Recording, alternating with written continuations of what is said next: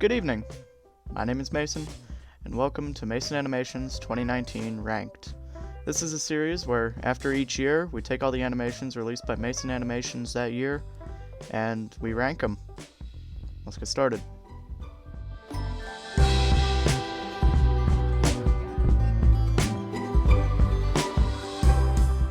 Now, kicking off our list at number 21 is LEGO Birdwatching. And in my personal opinion, it could have been a lot better. Even though it was one of my earlier uploads, for the time of its release, I definitely could have done better with it, with the lighting, the animation quality overall, and camera quality in general. As you're seeing on screen, it's pretty bad. I just believe I could have done a lot better with this one, and that is why it makes our list at number 21.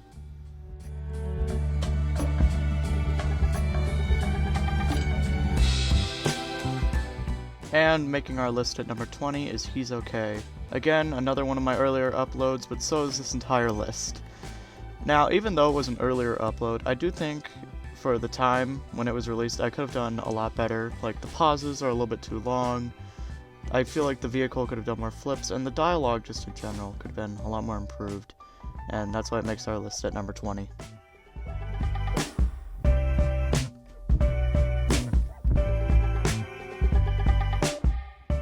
And making our list at number 19 is Marvel Special Effects Testing 1.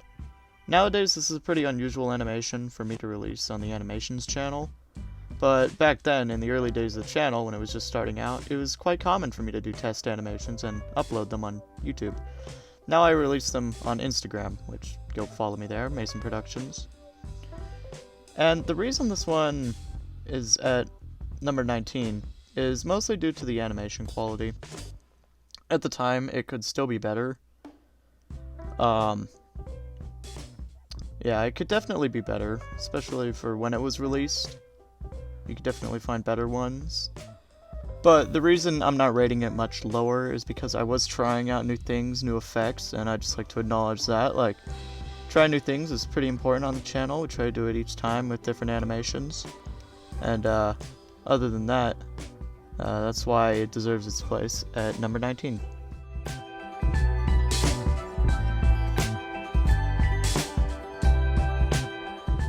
And making our list at number 18 is green screen testing.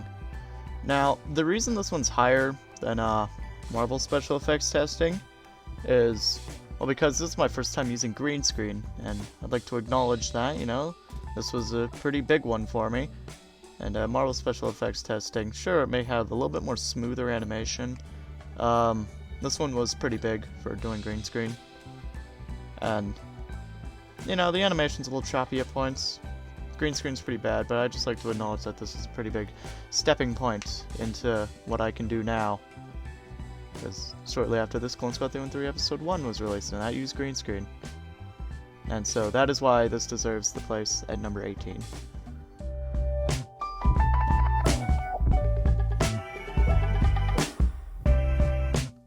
Now, making our list at number 17 is Imperial Dropship, and personally, for the time of its release, it's pretty good actually. Although I do think the light flicker could have been a little bit more smoother, and some of the jumping and such. Other than that, it's a pretty good animation, but it definitely deserves its place at number 17 on the list.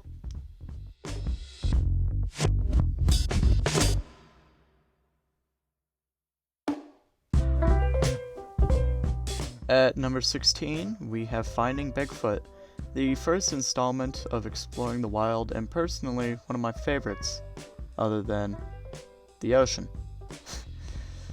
This is one of the earlier uploads, but I do think it is better than its sequel, Birdwatching. The lighting is pretty good. There's still some light flicker, which at the time I didn't really know how to fix that. The animation's pretty good though. It's not the worst, and the camera quality stays pretty consistent throughout the entire thing. Though there are definitely better animations from 2019, in my opinion. And That's why it deserves its spot at number 16.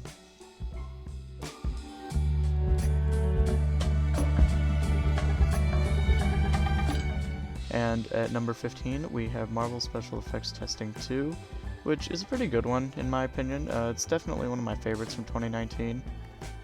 The animation's pretty good.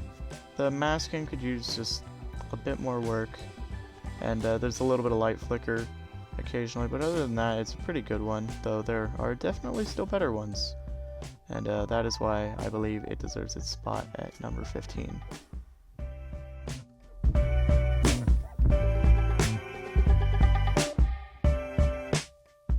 At number 14, we have a pretty well unknown one. It's Spider-Man and the Illusion. Honestly, I even forget this one exists sometimes. But this was basically just an animation to test out some different visual effects, like turning the characters different colors, which I think it looks pretty good. The animation is pretty decent. There's a little bit of light flicker here and there. And I really like the shot where he falls on the floor. I really like that one. I think it was very well done. Other than that, there's definitely better ones, and it deserves its place at number 14.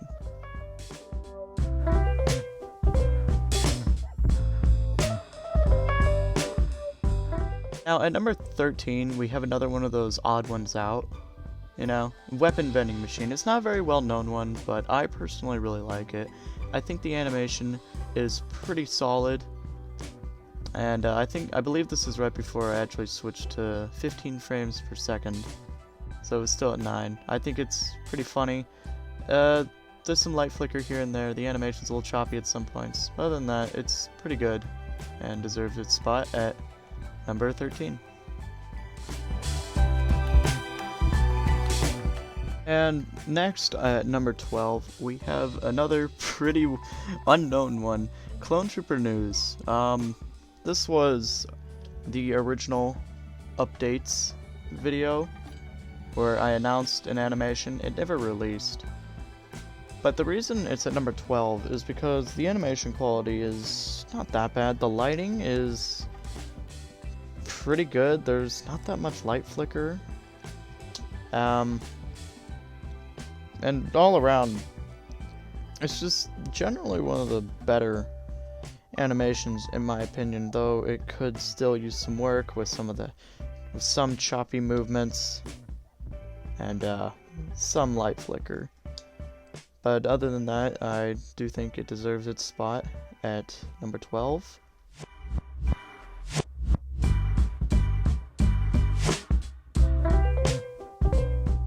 Now at number 11, we have a very interesting one, as this is one of my first attempts at more story-based animations, you know, trying to tell a full-fledged story instead of just a short. And in my personal opinion, I think it's pretty good. It's got some choppy animation in some places. There's quite a bit of light flicker, but I really like some of the visuals I added to it, and personally it's one of my favorites. It could definitely be improved though, and there are definitely better ones that I've made.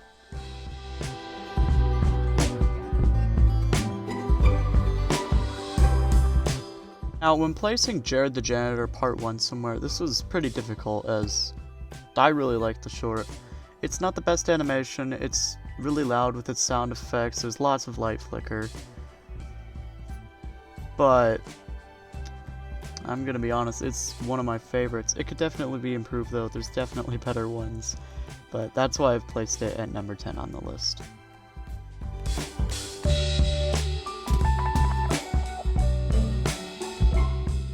Now, there's not much really to say about this one, other than, well, it was the first one I uploaded, so I'm kind of biased. But the Velociraptor's movements are pretty good. There's a lot of light flicker though, and animation could be a lot smoother.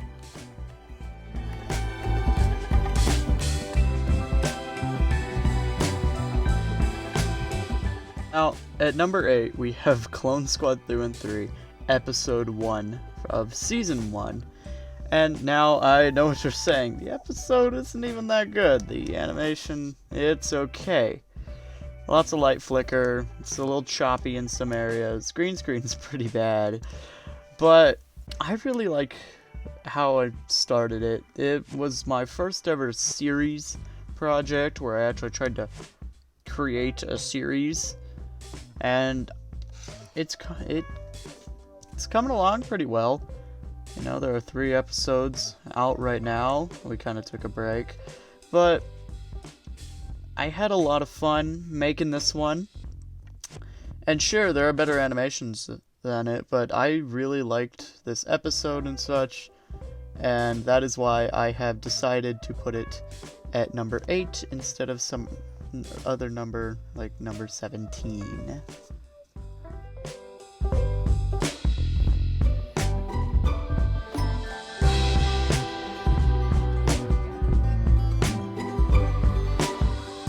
Now, the A-Wing pilot was pretty difficult to place, because on one hand, it does have some of the best visuals I've ever done, and but on the other hand, voice acting is pretty bad. The animation is a little choppy at some points, but I decided to place it higher than Clone Squad 2 and 3 Episode 1, because personally, it's one of my favorite animations I've ever done. It was really fun to make. A lot of new techniques used in this one. I was very proud of it, and so that's why it's at number 7.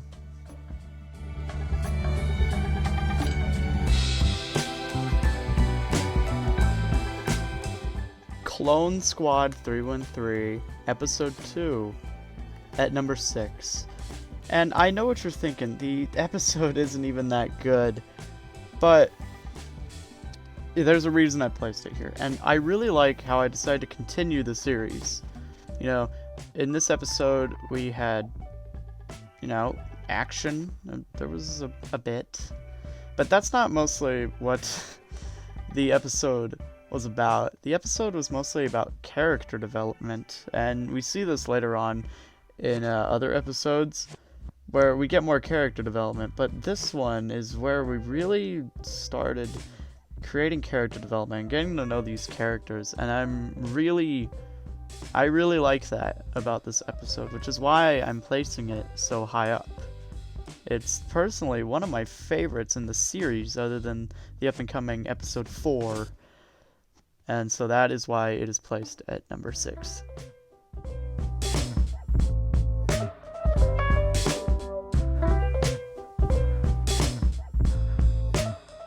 Now, I know I'm probably going to be repeating myself a bit here, but I've put episode 3 at the spot it's at for a certain reason, and I like how we get even more character development. It's more about character development. I really like how I did the character development. Like, we get to know the connection between Sam and Jerry a bit. We get to learn a little bit about Blaze, and, you know, a little bit about our antagonists. And that's what I really liked about it. It's not the best animated, it doesn't have the best visuals, but I really do like how I started implementing more character development. Sure, there's a bit of action, but it's still mostly about character development and moving the plot along, and I really like how I did that. And that's why it's at number 5.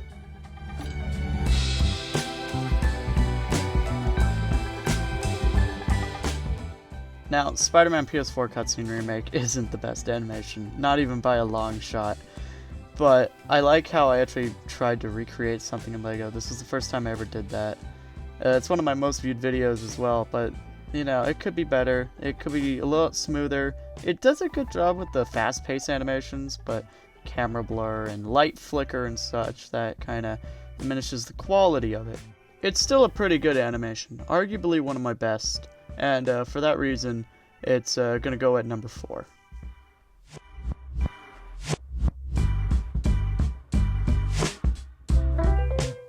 Now, of course, the first special on the channel has to go up a little bit higher. But it's not just because it's a special. I really like it because of how smooth it is. It's pretty smooth. The lighting on it, very nice. There's some light flicker occasionally. But it doesn't really obstruct your view from actually viewing the animation. The dialogue is very well done, in my opinion. The visuals could use a little bit of work. But I really like how I did the ghost lighting effect, along with lightning out the window. That was one of my favorites. And the ghost, like I said, is one of my favorite aspects to this one. Just how he emits light, I think was very cool. It was very fun experimenting with how I was going to do that. And for that reason, that's why it's ranked so high on the list.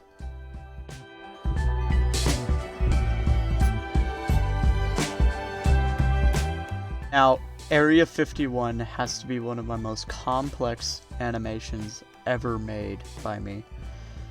I really liked this one. It was fun animating all the characters at once, which was my first time ever doing that. Experimenting with all that. The action is pretty fast-paced, and I really like how I took the actual animation. We get to see the inside of the base. We get to see all the fun little creatures inside Area 51, and I think it's all around a pretty funny animation at some points, which it was really fun to do. The animation obviously could be improved a bit, as it's still one of my earlier ones. Light flicker, it's always going to be a problem sometimes, in the 2019 ones at least. Worked on it now, it's much better now. But animating all the different characters and the storyline to it, like how Shaggy is trying to get Scooby out and such, was just really fun to do, and I really liked writing that and creating that in actual animation form. And that's what makes it one of my favorites, along with the fact that I had other voice actors for it, but that's just kind of a side part of it that made it better. It still could use some improvement, and if I were to redo it again now, it would definitely be much different, and a lot more smoother and more fun. But other than that, it's definitely one of my best ones. Along with that, it's the first ever meme animation I made, and so I gotta give it credit for that. And that's why it's number 2 on the list for 2019.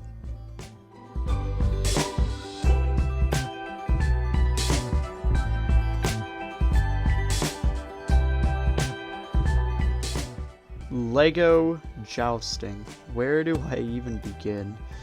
Lego Jousting was a very different animation than what I usually do. Because it was jousting, it was using very old Legos. Which, yeah. But it's definitely the best out of 2019 that I made. The animation is smooth, the voices are pretty good, even though I had like 5 different voice actors. It might have been 6, I don't remember exactly. The sound design was very good in my opinion, and all around it was a really good animation. The camera quality was pretty good, the fluidity of the animation, and just the different ways the characters acted. The different ways they spoke, the different ways they moved. That just made it an all-around better animation. And of course, Squire for Hire also made it better. I still have that sign as well. I'm thinking of using it for something, but I don't know what I'll use it for. It's definitely one of the most important animations in my animating career, I guess. It's not really a career right now. It's definitely the most important in animation that I've made, as it really helped me experiment with some different animating techniques and different ways of animating, and it was all around, in my personal opinion, the best animation I made in 2019. Personally, one of my favorites.